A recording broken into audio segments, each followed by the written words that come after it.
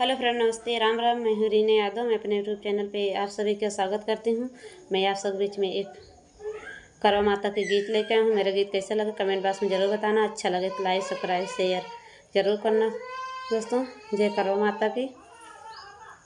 आंगने ही बाई ठी सासु तड़प बोलिया बोल हो हड़प बोलिया बोल हो मोरी बहुहर आज आह कर चौथिया हो बरत कहू राखी हो बरत कहू राखी हो मोरी बहुहर नहीं ली नाहर से खबारिया हो तो नहीं भर कराओ ना हो तो नहीं भर कराओ ना हो नहीं चुनरी आलर हो नहीं चुनरी झालार हो मोरी बहुहर नहीं आए तो हो रे बीराना हो बरत कहू राखी भी हो